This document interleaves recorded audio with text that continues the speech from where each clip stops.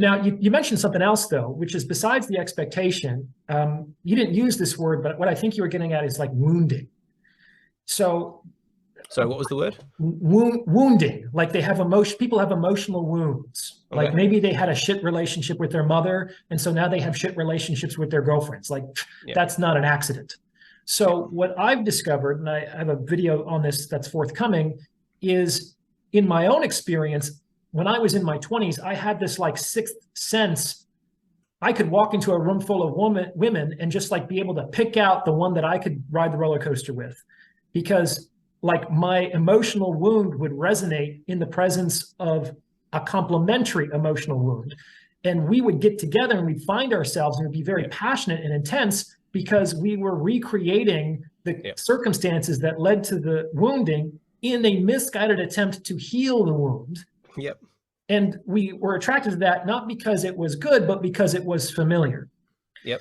And this is tough because this goes back to childhood stuff. And children will accept any reality of which they're given. They don't even really, like, if a child is born and raised in chaos, he will think that chaos is normal. He won't even think that it's chaos. He will just think that it's normal. And so when he leaves the family where chaos makes sense, he goes and tries to, I'm a good boy. I'm doing what you're supposed to do in relationships, which is to be chaotic and unpredictable. And this is all I've ever seen. This is all I've ever known. I thought this is what you do. The fish can't see the water. And so it's particularly difficult for people who are raised in high conflict or broken or dysfunctional families. Yeah. But it is possible to overcome that wounding, to heal that wounding and to overcome that programming. And at 30, I mean, hopefully you have at least another 50 good years of life left. So even if it takes a few years to do, it's like, that's worth doing.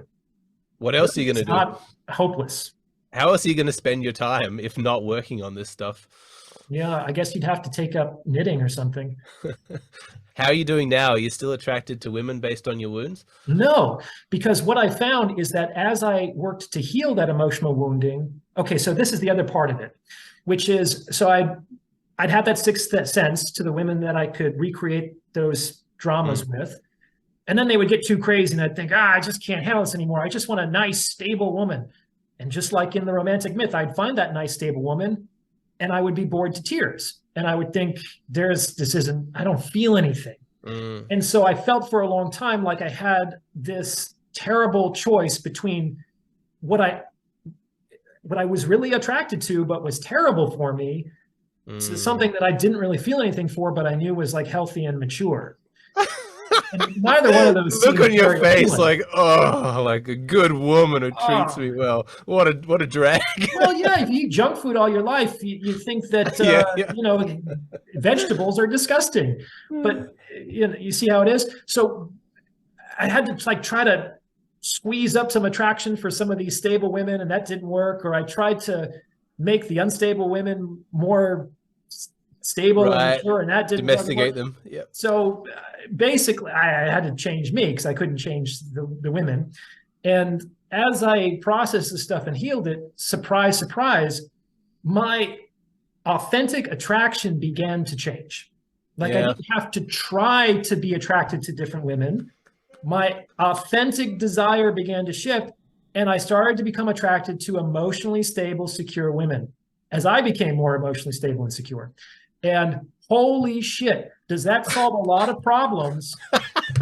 Getting in, you just never encounter them when you get into relationships with emotionally stable, secure women. Oh man, it's great. Oh, it's so beautiful. It's just, that's the story of so many men. What you just put this so well, and it's a good reminder to me that like I'll admit I'm human. Sometimes I get frustrated at guys who are in that stage that you're at of like, she's great, but I'm bored. I'm like, what? Like, you know, sort of do that. But I love the fact that you actually articulated that the desire naturally shifted once you made that shift. That's what guys should be aspiring to. And it's one of the reasons why I say Like, I'm not a big fan of these guys who are just like living the player lifestyle. Like, that's not my version of masculinity, is just fucking a bunch of women, because I've seen too clearly the psychological underpinnings of a man who needs that kind of level of distraction and novelty. I'm not a big fan of polyamory. I'm not, because to me, you can see how, based on what you just said, monogamy with a good woman is almost a test of character. Only somebody who's genuinely comfortable and at peace inside themselves and who's done that work is going to be able to unlock those innate feelings of, yes, I actually like this, I actually enjoy this. And this is a fine line for me to walk, because I'm very sensitive to accusations that I would shame male sexuality, and I'm not doing that.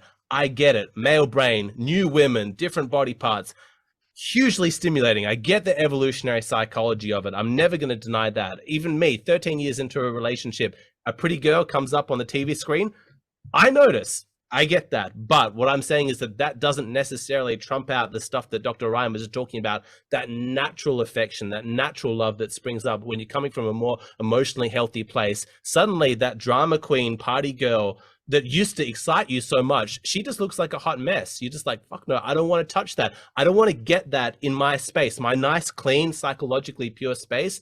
I don't want it contaminated with that kind of toxic, low-quality woman anymore. She's no longer interesting. Oh, look, this girl treats me nicely. She smiles. She pays me compliments. She asks me how my day was. Suddenly, I'm like able to appreciate that in a whole new way, and I hope that everybody aspires for that.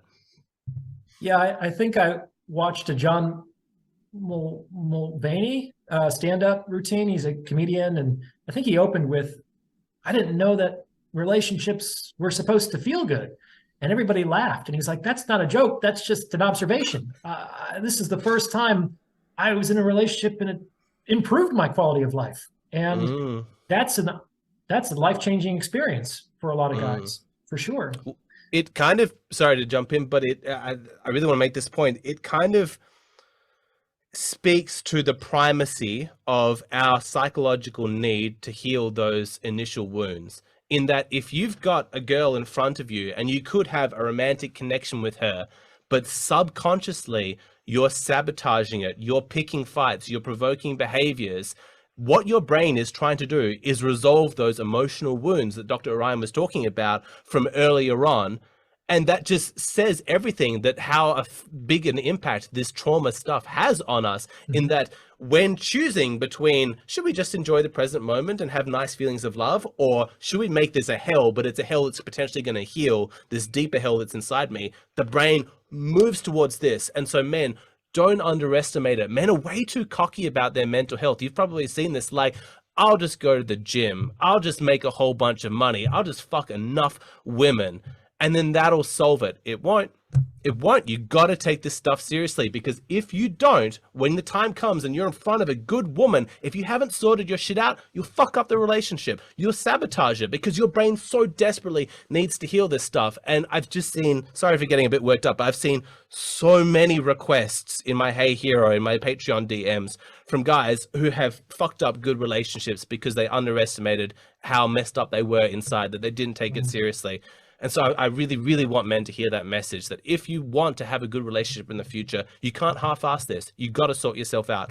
Relationships with good women are a luxury of the men who've done the work on themselves. It's not available to anybody else. The best that you're going to be able to have is a dysfunctional relationship. And as far as I can see, that's an absolute truth. I've not seen it work otherwise. Yeah, there's a lot there. So the way I usually say it is that you can't solve internal problems with external solutions. So if you have an inner wound or an internal void, which is often how it's experienced, you're going to try to fill it with money, with drugs, with TV and video games, with food, with sex, and it doesn't work. That hole inside you is insatiable, and it cannot be filled with something that's external to itself, but it can be filled with something, it can be healed internally. And what you described about how messed up guys go to relationships and mess those up in similar ways, in clinical psychology, we have a term for that. We call that a enactment or a reenactment. And this happens in the therapy office too. And there's this kind of a tragedy to this, because the unconscious rationalization for this behavior is, okay, I was really messed up by this experience in the past. and I can't go back and change the past. So what I'm going to do is I'm going to recreate the same emotional experience in the present so that I can work through it and have a different outcome. The tragedy is that most people haven't learned the skills of being or relating to achieve a different outcome. So what they have a lot of skills in recreating the same situation, but they don't have the skills to do anything different within that situation. And so they're trying on this. This was an idea from Freud, actually. They're trying unconsciously to solve these emotional problems by recreating the same emotional experiences, but they lack the skills and the transcendence to actually achieve a different outcome. And so that's why they end up hitting their head against the wall over and over again.